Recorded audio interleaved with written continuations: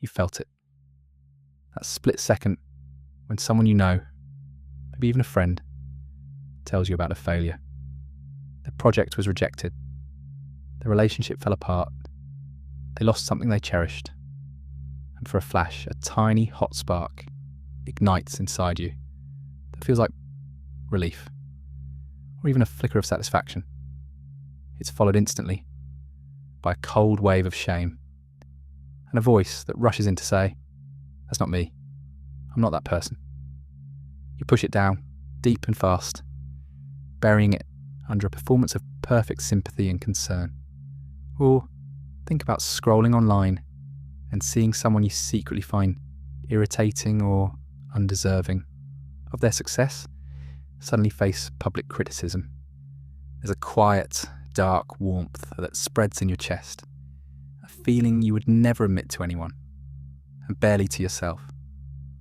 We all have this room inside us, a place where these thoughts live. And most of us spend our entire lives pretending we don't hold the key. We are taught from our first breath to build ourselves according to a very specific blueprint, the blueprint of a good person. Be kind, be compassionate, be generous, be supportive. And this is a beautiful blueprint, but it's incomplete. It's like being handed the plans for a bright, airy, sun-filled living room and being told this is the entire house. But you know, and I know, that a whole person is more than just a living room. A whole person has a basement, a place where you throw the old broken things, the memories you don't want to look at, the feelings that don't fit with the nice furniture upstairs. Your envy is down there. Your resentment is down there. Your capacity for cold, calculating cruelty is down there. We take one look at these things, at these uncomfortable, messy parts of ourselves, and we decide they must be a mistake, a flaw in our construction. So we do what we're taught to do. We lock the basement door, board it up, and pretend it doesn't exist. We spend all our energy decorating the sunlit room, hoping no one hears the noises from below. But the architecture of reality, the way things are truly set up, doesn't allow for anything to just disappear. Energy doesn't vanish, it just changes form. And the things you lock in the basement don't just stay quiet, they begin to seep through the floorboards. This is where so much of our quiet suffering comes from. Denied cruelty doesn't go away. It just gets clever. It leaks out sideways. It becomes the passive-aggressive comment you make to your partner, disguised as a joke. It's the honest feedback you give a colleague that is designed to subtly undermine their confidence. It's the gossip you share with a friend under the banner of, "I'm just worried about them," when in reality, there's a small, sharp pleasure in discussing their misfortune. Think about it.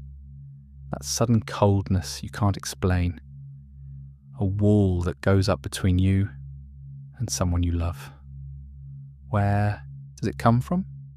It's a draft from the basement. That feeling of righteous indignation you get when you see someone else's mistake. The internal celebration of their fall from grace. That's a noise from behind the locked door. We become masters of disguise. We learn to wrap our cruelty in socially acceptable packaging. We call it being realistic. When we shoot down someone's dreams, we call it upholding standards. When we judge others harshly, we call it justice. When we participate in a digital mob that tears someone apart for a mistake. In each case, the raw, unacknowledged energy from the basement has found a clever way to get out and express itself, all while allowing us to keep telling ourselves we are the good person living in the sunlit room. We become haunted by our own disowned parts. This creates a constant low-level tension in our lives, a feeling of being an imposter. Because on some level, you know you're not telling the whole truth about who you are. You're maintaining an image, a facade, and it takes an enormous amount of energy. It's exhausting to stand guard at that basement door, day and night, pushing back against the parts of yourself you've deemed unacceptable. But what if that blueprint was the lie, not the basement? What if the whole point wasn't to get rid of the darkness, but to understand that the darkness is part of the whole structure? Every great story, every deep psychological model, every ancient spiritual tradition tells us the same thing. You cannot become whole by cutting pieces of yourself away. The path to real freedom, to a genuine and unshakable peace, doesn't come from building a better lock for the door. It comes from finding the courage to turn the key, to walk down the stairs, not to indulge what you find there, but to simply turn on the light and see what's been making all that noise. The transformation we're all silently waiting for is the moment we stop fighting ourselves and start seeing ourselves, all of ourselves. This isn't about becoming a cruel person. It's the exact opposite. It's about taking away the secret power that your hidden cruelty has over you. As long as it's in the dark, it pulls your strings. It makes you do and say things you don't understand. It makes you a puppet to your own unexamined impulses. By looking at it, you stop being its puppet. You see the string, and for the first time, you have a choice whether to pull it or not. The feeling of liberation that comes from this is indescribable. It's the feeling of finally coming home to your entire house. Not just one perfect room. It is the beginning of living an honest life, not just for others, but for yourself. And from that honesty, something real and powerful can be built. By the way, our shared space of light and awareness is on its way to 100,000 people. Thank you to everyone who subscribes and brings this moment closer. So you turn the key. The sound of the old lock grinding open echoes in a space inside you that has been silent for years. You expect a monster to leap out. You expect a wave of unbearable shame, or a darkness so profound it will consume you. But that's not what happens. You push the door open, and what you find isn't a monster. It's just a room. It's dusty, neglected, and filled with parts of yourself you'd forgotten. There's the scared child who was once humiliated and vowed to never be powerless again. There's the raw, biting envy you felt for a sibling or a friend. There's the cold, calculating part of you that can assess a situation and see exactly how to hurt someone with just a few words. They aren't monsters. They are just you. They are survival mechanisms that have been left to fester in the dark. And here is the secret to the architecture of your own consciousness. The moment you turn on the light, the moment you look at these things with simple, non-judgmental awareness, they begin to change. You don't have to fix them. You don't have to fight them. You just have to see them. Your awareness is the light.